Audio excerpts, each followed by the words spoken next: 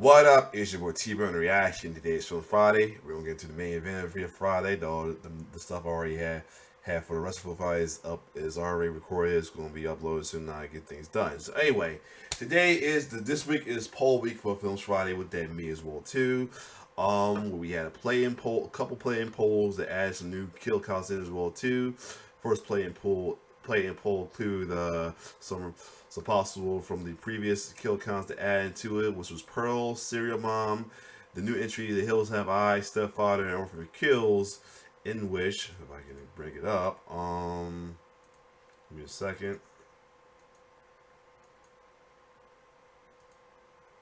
In which Pearl ended up being moving forward, and then we had a second round with two pairs between, and I paired up with Exorcist and Prom Night, Megan and the Puppet Master, Pearl Abigail, and Lisa Franklin and Total Killer.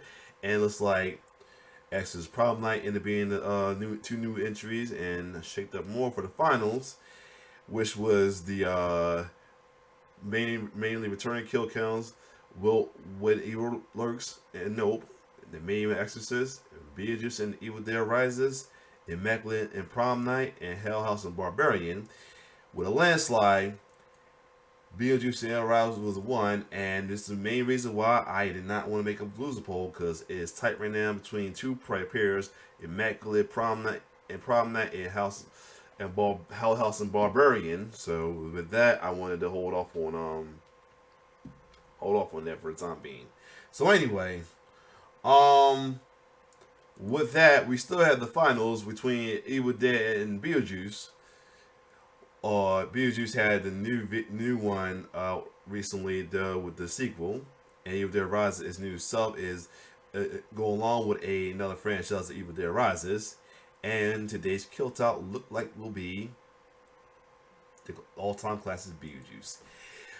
Beetlejuice is one of my all-time. It's a classic movie. A personal. I liked it. My mom's traditional Halloween movie. She watched all time as well. I grew up watching the cartoon version of it as well too. Was popular, and I'm trying to figure if this one of Tim Burton's first ever film. Let me just double check really, because this is a Tim Burton classic. You know, it definitely was the intro to me with Tim Burton. Let me just take a look at film right. Oh no, duh. Pee-wee played. Oh yeah, it's the second. The first was actually Pee-wee's Big Adventure, which is not surprised because with some of the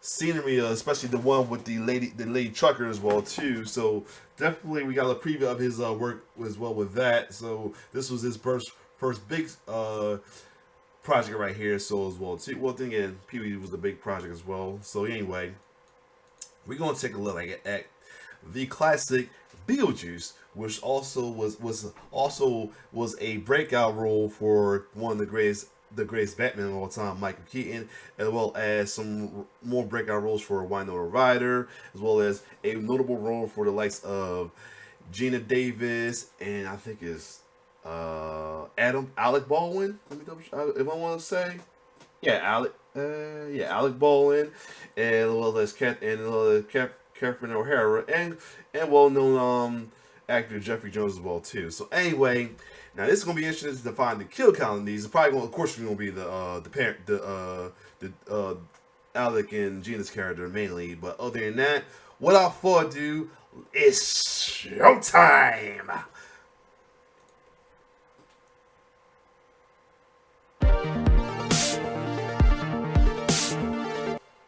Welcome to the Kill Count, where we tally up the victims in all our favorite horror movies and show you how they were made. I'm James A. Janice, and today we're looking at Beetlejuice, released in 1988. Beetlejuice follows the lives and deaths of Adam and Barbara Maitland, a loving married couple who end up haunting their own house after their untimely demise. When a new family moves in, they decide to scare them out and enlist the help of a ghost with the most. Beetlejuice. No, Adam, it's Beetlejuice. Ah, shit.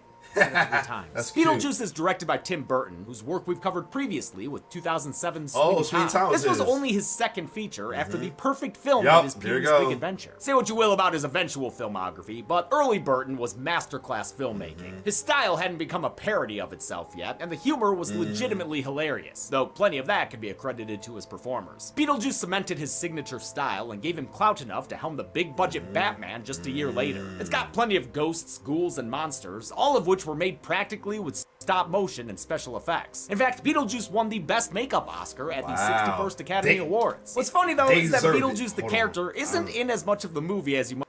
They deserve that. If I ain't know, they deserve it. My question is how. I guess it's pronounced juice. I don't know how they. I guess because with that it was pronounced juice, so they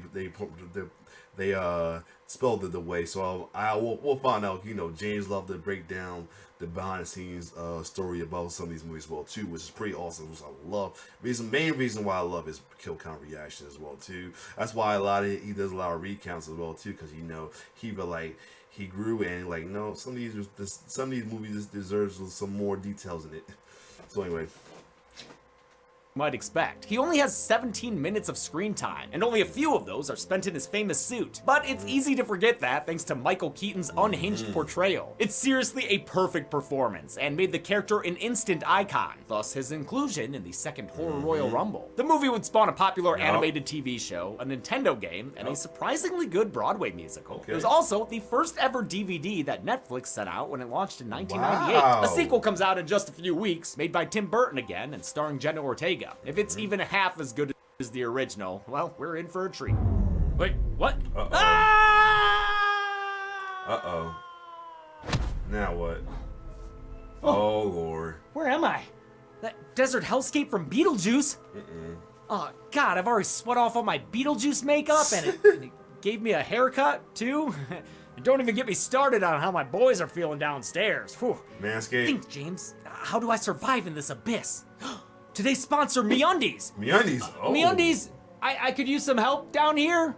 MeUndies gods. I know your standard micromodal fabric is stretchy and breathable already, but to survive here, I'm gonna need your Move Me Line's moisture-wicking anti-odor breathe fabric that's perfect for sweltering summer days. MeUndies? Choppy, but MeUndies, are you out there? Tired of talking to myself here. Maybe you need me to choose from your 20 different styles in 100 different colors and prints, with options ranging from black briefs to bold boxers. But you know what? I think I'll go for an adventurous assortment. Oh, huh, you are there. Nice. Oh yeah. Yeah, that's what I'm talking about. All right, I'm gonna go put on these bad boys and figure out my way out of here. Oh. All right, hold on. Give me a second. I'm trying to figure why it's so choppy. Right at the sandworm. Well, thank you, MeUndies. I'm going home. You don't need to first order, plus free shipping at MeUndies.com/deadmeat. Oh, great. The makeup's back. Will our ghost with the most nabbity kills when we say his name 3 times? Let's find out and get to them. The movie begins by establishing the small-town setting of Winter River, Connecticut. I love this long flyover shot. Of course, where there's flies, there's giant spiders! Oh my god! Just kidding. This is a regular-sized spider in a miniature town. But if you didn't catch the dissolve transition out of the helicopter shot, you might be taken aback when the spider pops out. This quaint little one-road town is the home of Barbara and Adam Maitland, a married couple played by Gina Davis and Alec Baldwin. They're enjoying a staycation in their massive house, which they've been trying, without success, to fill with mini Maitlands. Barbara's cousin Jane keeps bugging them to sell the house to a family with kids. This house is too big for you. It really ought to be for a couple with a family. Wow, Jane, will you fuck off? The Maitlands are happy here, making their models and smooching on drop cloths. They've got no reason to leave this primo location of, 5,000 square feet? Right. It's peaceful and solitary up on the hill, yet town is only a red bridge away. They go there since Adam needs materials for his models, and he grabs them from the hardware store they own. But on the way back, a stray dog causes them to crash through the side of the bridge. It's a cartoonishly close call. The only thing holding them there is that dog. The dog takes off, so the Maitlands drop into the river and onto the kill count. When good boys go bad. Winter River, Connecticut was played by East Corinth, Vermont. I'm happy to hear they went back there for the sequel. Production had to build a 3.5-sided facade for the Maitland home, the covered bridge involved in the accident, and build a dam to make the lake their car falls into. The Maitlands get back home with nary a scratch on them, but we saw that kill graphic, we know what's up. They start to suspect something when their magical fireplace gives them Luke Hang hands. Birthday candle Luke Hang hands? Must be a friendship. Friendship? When they try to leave the house, they find that their front lawn's been turned eco-friendly. It's a Salvador Dali-looking desert hellscape. And sure, the giant planet in the sky is pretty cool, but the view ain't worth the sandworms and all their stop-motion glory. This thing's an oversized toy from A Nightmare Before Christmas, and it's ready to— oh, drat, they got away. Next time, sandworm. Back inside, they figure out what's happened when they see their Nosferatus in the mirror. Oh, also, this book's a good clue. Handbook for the recently diseased. Deceased. They realize the truth. Thanks to that crash, they've joined the Departed. News of their deaths reaches the underworld, where our titular character decides to make them his next mark. The Maitlands settle into married afterlife, working on their models and sitting on their smoochin' smocks. Jane visits the house, but they're unable to get her attention. According to their manual, the living usually won't see the dead. Won't or can't? It just says won't. Unbeknownst to them, Jane has gone ahead and sold their home, which is why one morning they're rudely awakened from their eternal slumber by the sound of new arrivals. It's the upper-class Dietz family moving here from New York. Realtor Charles is looking to get away from the hustle and bustle of the city. His goth daughter Lydia is happy to move into this spooky house, but her stepmother Delia can't stand it. Oh, look, an indoor outhouse. An unfortunate part of this movie is that Charles— My fault. I forgot where I had it. I forgot I touched the what's the last. But anyway, here we go. See, I haven't watched the movie in a while. I try to remember the I know most of the character, but not like their relationships. I knew that dude. That's Leah and the dude was a father and daughter. But I didn't know it was a stepmom. I thought it was his mother in general. But here we go. Arrivals. It's the upper-class Dietz family moving here from New York. Realtor Charles is looking to get away from the hustle and bustle of the city. His goth daughter Lydia is happy to move into this spooky house, but her stepmother Delia can't stand it. Oh, look, an indoor outhouse. An unfortunate part of this movie is that Charles Dietz is played by Jeffrey Jones, who fucking sucks. Thankfully, Delia Dietz is played by Catherine O'Hara, who's a damn delight in the role. Daughter Lydia is played by a 17-year-old Winona Ryder, nowadays best known for Stranger Things. We've also seen her on The Count in Alien Resurrection. Delia's an artist. Yeah, he gotta explain why he said Jeffrey Jones sucks. Anyway. Air quotes, and is eager to bring a mighty wind of renovation to the house. She does not plan to leave their home alone. She's got movers bringing in all sorts of wacky crap, one of whom is played by J.J. Saunders, who was the sheriff in Tammy and the T-Rex. Remember that one? Delia's interior design aspirations are aided by her flamboyant friend Otho. You're lucky the yuppies are buying condos so you can afford what I'm going to have to do to this place. Otho is so far past gay-coded, man. You can't even see the functions anymore. The Maitlands aren't thrilled about these people tearing up their home, but their manual says they're ghosts, so maybe they can scare them out like Haunting starring Poltergeist.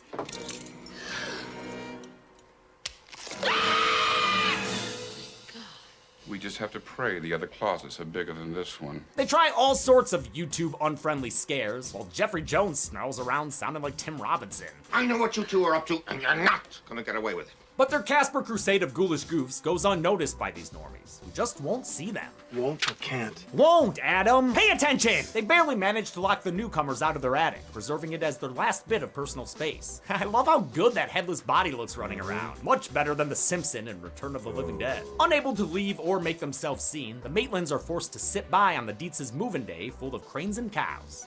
Maybe get those cows away from that crane. Unless you're planning on feeding a T-Rex or something. Right. Jane drops by and gives Lydia a key to the attic, threatening the one room the Maitlands can still call their own. It's at that moment their TV plays a commercial for Beetlejuice, whose flyer they found earlier. Troubled by the living? Is that the problem and not the solution? Call Beetlejuice. Adam hasn't nailed the pronunciation, probably because the character's name isn't spelled like the movie title. It's spelled like the star it's named after, Beetlejuice, the 10th brightest in the sky and part of the Orion constellation. I like astronomy. Beetlejuice touts himself as a bioexorcist, a ghost who gets rid of the living for a living. He can take care of their human possession, as he promises in this amazing preview of the character. I'll do anything. It gives us a hint of the performance in store, and even ends with a little jingle. I'll eat anything you want me to eat. I'll swallow anything you want me to swallow. Come on down now. Chew on a dog. Oh! The Maitlands haven't gotten that desperate yet. and opt to follow the manual, even though that thing's got Bible-thin pages, damn. It says to draw a door in case of emergency, and their chalk outline gives way to a glowing green entrance, whose light Lydia sees outside. After they step through, she opens the door and discovers their hideaway and haunted handbook. This now famous book cover was designed by art director Tom Duffield to look like a Dick and Jane reader, and the boomers go wild. The Maitlands find themselves in the scariest place of all, a waiting room. Ooh. This DMV of the dead has plenty of colorful corpses, like a magic trick gone wrong, a big game hunter with a shrunken head, and old bone swallower Bill. Ha, Bill, always swallowing them bones. Hey, take a seat next to the world's best anti-smoking PSA. Damn. You want a cigarette? Oh, no, thank you. Trying to cut down myself. By the way, these afterlife characters aren't being included on the count since we never knew them when they were living. I think that's consistent. I don't know, man. The couple checks in with the receptionist and are led through the afterlife offices, staffed by bastard skellies and roadkill desk clerks. Oh shit, they've got a Monsters, Inc. transpo system here? I'm feeling a little flat. We saw actor Carmen Philby in Halloween 4, Oh, wow. where he was also a little flat. Yes, we'll gather at the river, the beautiful, beautiful river. Same goes for his appearance in Burton's previous film, Pee-wee's Big Adventure. Oh, that got me on a lot of stuff.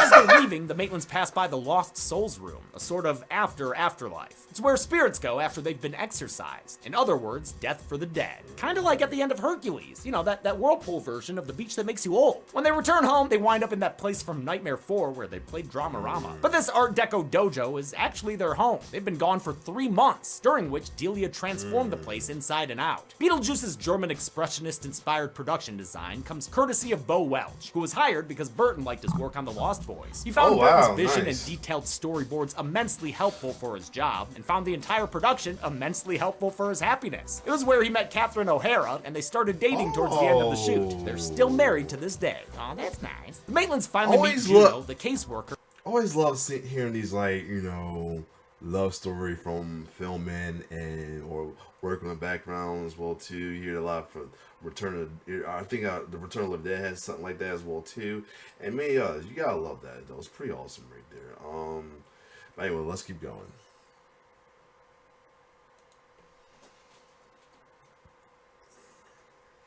Assigned to their ghostly affairs. We're very unhappy. This is a mean video. What did you expect? You're dead. She says if they want to scare the Dietzes out, they should start small rather than going heads off right away. Don't even think of outsourcing their scares to the B-Man. Don't even say his name. You don't want his help. Beetlejuice used to be her assistant before he went rogue, because he's too wacky and wild to be contained. Then the perpetually smoking lady pieces out in a puff of smoke. I love how smoke also comes out of her slit neck. Effects artist Bob Short had to blow cigarette smoke out of a tubing system. Short handled most of the movie's prosthetics and makeup effects, spending 3 months designing and constructing the various creatures. Burton told him to make them look like his illustrations and not worry about realism, which is why a bunch of them don't look fully human. The Maitlands decide to step up their ghost game by bringing it back to the classics. It doesn't work on Delia, because she's white girl wasted right now, and Charles is too busy doing business! Turns out he's not really there to relax, at least not anymore. These people don't know the value of their property. I can buy the whole town. He's working an angle for his boss Maxie, who still lives in the city. You can tell by his city backdrop. Lydia overhears the moaning, but thinks it's just her dad and... Was that Bernie? Is that Weekend with Bernie right there? It looked like it. I could be wrong. Making sex noises. Cut it out! I'm a child, for God's sakes. Wait, then, why are you taking pictures of them? What the fuck? It's how she learns that these two are honest to God ghosts. Rather than being afraid, she reacts with morbid curiosity. Are you Night of the Living Dead under there? Like all bloody veins and pus? Turns out Lydia can see them, even without the sheets. It's cause she's not like other girls. Live people ignore the strange and unusual. I myself am strange and unusual. The Maitlands tell Lydia they plan to drive away her family, but she says her parents don't scare easy. At least not after all the money they've spent ruining this place. While brainstorming in the attic, Barbara notices a flashing light in their miniature graveyard. It's him. Beetlejuice. We saw him hanging out here earlier, capturing a housefly for a snack. Dude's even got his own headstone under... Beetlejuice. You might want to be careful there, Barbara. That's two. Beetlejuice. Oh boy, brace yourself. Dang. It's showtime. It's the Maitlands are showtime. shrunk down and transported to the Motto, where they follow flashing lights to Beetlejuice's tomb. Damn, he's making them work for him. They've got to dig his corpse out from beneath corkboard. After they do, the juice is officially loose, looking like a tiny, dirty Sam Kinison, who was briefly considered for the role at one point. Juice wastes no time perving on Barb and just generally being a menace. This is why I love the details that James break down and stuff like that. I would never have known. We've had to wait half the movie's runtime for this, but it's finally time for Keaton to take the spotlight. The wait is well worth it for this inspired performance. You know what I'm saying? Save that guy for later. Beetlejuice proves to be great at the scaring thing. What do you think of this? You like it? Actually, might be a little too frightening. I've seen The Exorcist about 167 times, and it keeps getting funnier every single time I see it. I mean, the dude's talking tactics that include possession and straight up madman. Oh, and he's still perping on Barb. Hey!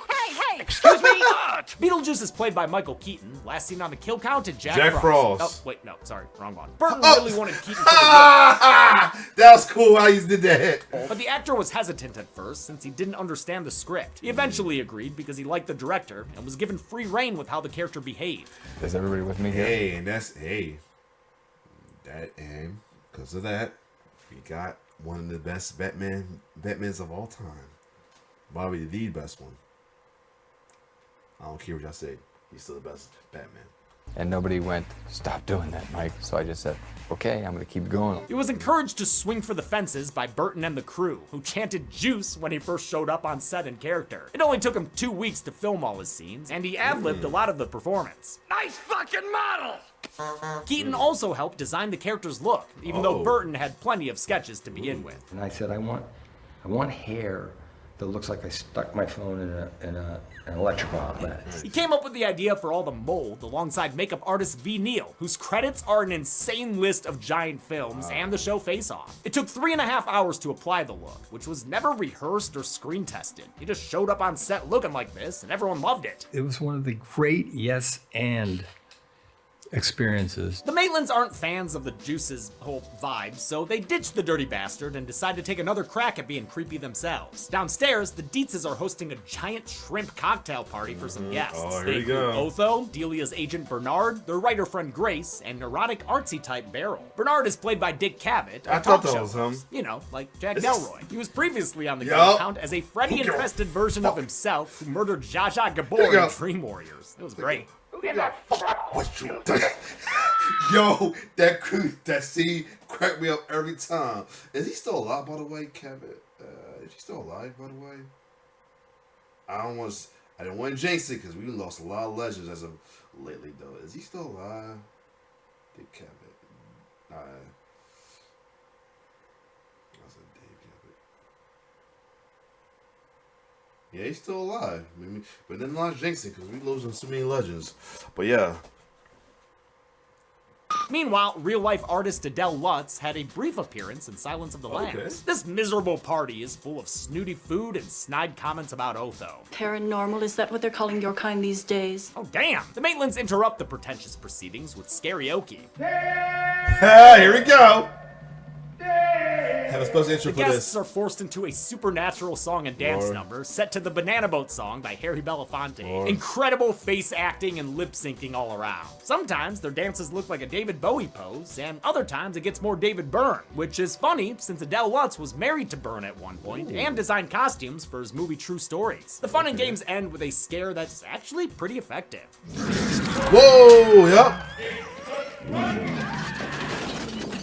Oh man, I love those shrimp fingers. Burton first read Michael McDowell's screenplay in 1986 and loved that it didn't have the same rigid structure as most scripts. You're gonna get this script that makes no sense, it has no real story. It went through a bunch of drafts by various writers and changes during production, like adding more Beetlejuice. Burton continued the script's loose spirit by allowing his cast to improvise and shape their characters, Yep, and his I'm crew risking- to keep I'm gonna pushing risk the boundaries. monetization He and for my frequent special intro. composer Danny Elfman both said the studio rarely bothered checking in with them. I didn't get a lot of notes. nuts because they didn't know what to say about it. The only interference I read about was that the studio briefly made Burton remove the possessed dinner calypso karaoke scene, which is nuts. Burton wisely put it back in at the last minute. The Maitlands are thrilled with their efforts. Thank God. They see that they haven't scared these rich pricks off. They've only made them more interested. It was like being in an amusement park. They want to turn this haunted house into a tourist attraction. People will pay big money for this. Yeah, man, James Randi's got $1 million for you. Lydia's forced to take her parents up to the attic where, oh my God, there's a sniper! Lydia, get down! Oh, wait, that's just the light. My bad. Otho nabs himself some new reading material as Beetlejuice decides to give the Maitlands a trial run of his services. Let's turn on the juice and see what shakes loose. The Dietzes soon discover that their railing has developed scaling. It's Beetlejuice in the form of a Michael Keaton condom. His brand of haunting is less Deo dilly-dallying and more, severe concussions. Oh, and perving on Delia. Yeah, they're up Shit's Creek now. Beetleman turns his thirst towards Lydia, so Barbara intervenes on her behalf. Beetlejuice! Oh, no! The reverse Uno banishes the bioexorcist back into the model town, but he still intends on being a literal thorn in their sides. Luckily, he's waylaid by an itty-bitty titty bar filled with hot demon chicks. Yeah! Gonna tell my kids this was Has-Been Hotel. This distraction was added by Juno, who's none too pleased with the Maitlands. Not only did they summon Beetlejuice, but their haunting hijinks could expose the afterlife to the living at large. She's more annoyed with them than she is with her latest clients. Coach, where's the men's room? Yeah. I'm not your coach. He survived. She tells them to go all out, so the Maitlands get creative, mushing up their faces. Here we go. Adam stretches out into a spy versus spy guy and fills his fingertips with eyeballs. Barbara flicks her peepers back and pops them out her mouth, and stretches her mouth open like a messed up looking Muppet. Ha! Things are looking up, Juno. Maitlands have a plan, and even the they ain't played, but that's the infamous meme video has been on a lot of Trying to Laugh videos. Football players are starting to figure things out. I don't think we survived that crash. How did you guess? In the land of the living, the Dietzes' parental concerns have finally kicked in. They're worried these ghosts and ghouls are too dangerous for Lydia, but Otho convinces them to stay the course. You know, for money. Otho's played by Glenn Shaddix, who voiced the mayor in A Nightmare Before Christmas. Catherine O'Hara voiced Sal. Oh, wow, some attorneys though. But let me go somewhere quick. That one football player looked mad familiar. I'm wondering if that's the one black guy been on like a lot of movies in late age, including he had a little small part in Nightmare on Street 4 and probably no role in Summer School. I'm trying to figure. Let me see. Hold on a second. Like, he looks from. I wonder if that guy a football player. Yeah, let me see. Cast. Let me see. Yep, Dwayne Davis. That's him. Yep, that's him. Dwayne Davis. Yep, that is. I think that's who it is. Yup. Yeah, he been, and he was. Wait. He might have been on something else. No, Ghost of Mars. Okay, he didn't cover Ghost of Mars, but yeah, he been on. Yep, that's Jerome, bathroom guy. Yep. But anyway, interesting to see this because because most recently we also another legend in game, Ken Page, who does the voice of Oogie Boogie. Alley in that movie, which Burton produced but did not direct. Oh, he didn't direct that. Shaddix, who sadly passed away in 2010, also appeared alongside Winona Ryder in Heathers, which came out the day after Beetlejuice was released. What you doing opening 2 movies in 1 weekend, Winona? That's crazy. Lydia winds up in the attic. He play what's his name? And he was on Fresh Prince. Morpheus. Now, what was his name? Hold on. I'm sorry I'm doing this, but yeah, and he was on Fresh Prince. I'm trying to figure his name on there on Fresh Prince. He was Morpheus, something like this. Oh my god, I can't believe I can't think of the name right now. And I can't find him. Because he's on the new one, not the new cat, not the new one, man, the original one. Yeah, Glenn. Alright, he died in 2010, but what was his name on Fresh Prince, y'all? What the heck? I can't think of right now. You gotta be kidding me now. Yeah, Fresh Prince, there you go. Scorpius! Yes! Scorpius. I put a hex on you. He was hilarious on that episode as well, too. Break the hex! Shout out to Will Smith. Anyway, let's keep going. Where she finds Beetlejuice in miniature form. Are you a ghost too? I'm the ghost with the most close, babe. He asks her to let him out by saying his name 3 times, but since he's not allowed to say it himself, he resorts to paranormal Pictionary. Hi, how are you? Lydia nearly summons him before the girl is interrupted by Adam and Barbara. The couple decides not to go through with the haunting, having grown a fondness for Lydia as a sort of surrogate daughter. They invite her and her family to stay in the house, for better or worse. Unfortunately, things seem to be sliding towards worse. Charles's big shot boss, Maxie Dean, and his wife Sarah have arrived to hear a pitch for their new business venture. The Dietzes want to transform this whole town into a paranormal theme park with their home as the main attraction. Maxie is played by Robert Goulet. Robert Goulet? Oh! Also, there's a mustache award named after him. Yeah, that checks out. That's what Maxie it isn't is. willing to invest until he sees proof of the ghosts, but Lydia refuses to sell out her spirit friends. Enter Otho and his stolen handbook for the recently deceased. He conducts a seance using Adam and Barbara's wedding clothes, which he found earlier. So that's how he got. So this is where it all started, huh? No wonder he got him with Scorpius. He's done this before. Earlier in a closet. It seemingly works at first, summoning the couple to the dinner table. The only problem is dumbass Otho is actually conducting an exorcism, which starts turning the Maitlands into a pair of lost souls. Desperate to save her undead friends, Lydia consults the only other ghost she knows. Sure, I can help him.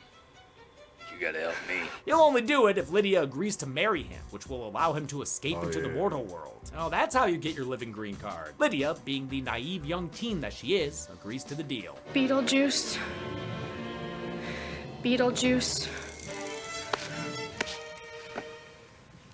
Beetlejuice. See, this is why we have age of consent laws. It's showtime. You watch what you're showing that teenager, mister. An earthquake hits the miniature town and a Jack Skellington pops out. Oh, wait, no, it's Carnival Barker Beetlejuice. Attention, King Workshop. I wonder that was an influence for Jack Skeleton down the line. God, he's like a weird, scary version of Beavis and Butthead combined. I don't know. First up for a bioexorcism are Maxie and Sarah, who Beetlejuice high strikes straight out the ceiling. But I don't think he kills them. They're staying off the count. He then turns his attention to Otho, whom he leaves looking like Lil Gideon. Feels pretty tame in comparison, but it's enough to send him running out of the movie. With the excess characters cleared out, B-Man wants to get this red wedding started. He summons a pint-sized priest to lead the proceedings and brings Delia's artwork to life. You know, they were crappy sculptures, but they make for great stop-motion monsters. Adam and Barbara manage to pull themselves together enough to try to object to this unholy union, but they're stopped by Beetlejuice's Looney Tune gags, which include literally zipping Barbara's mouth shut. Then Adam gets sparkled into the model town, while Barbara is banished to the desert outside.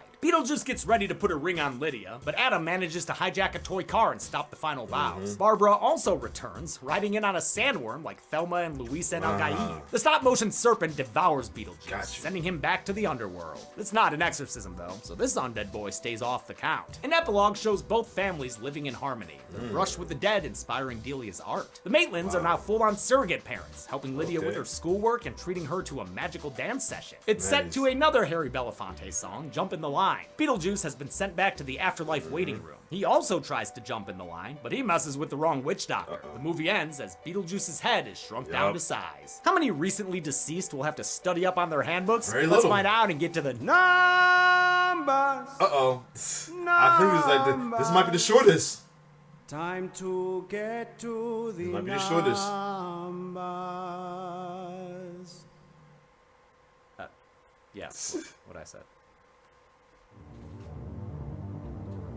Only 2 people died on screen in Beetlejuice. The victims consisted of 1 man and 1 woman, giving us this to Death Do Us pie chart. We've seen this count and breakdown 4 times before on this show, including just recently an influencer. With a runtime of 92 minutes, Beetlejuice had a kill on average every 46 minutes. I'll give the golden chainsaw for coolest kill to the Maitlands because they're the only kills we counted. Oh, and the dog gag was pretty funny. For the same reason, Dog Machete for lamest kill will go to no one. And that's it. Beetlejuice was released in 1988 and was the 10th highest grossing movie of the year. The sequel, Beetlejuice, comes out soon. Can't wait. Until next time on Beetlejuice. A lot of folks agree. My mom said it was pretty good, so I don't know how I'm gonna watch it whenever, but I do want to see it. But yeah, a lot of people say it was good, including my mother. So yes. This has been the Kill Count. On the next Kill Count. Alright, we can skip this. We skipped this because we already saw. I think it's the first VHS. It's one of the VHS, pretty much, probably the first one. Yep. So yeah, we can skip this. Other than that, though, there you have it. And speaking of VHS, next week will be VHS week. And we check out VHS 94, I think it is. Yep, which just came out today. So other than that, if you like my reaction, like, share, subscribe to my YouTube channel. Always shout out to James and Denise and the Damn Me crew as well too. It's your boy T signing off. One love.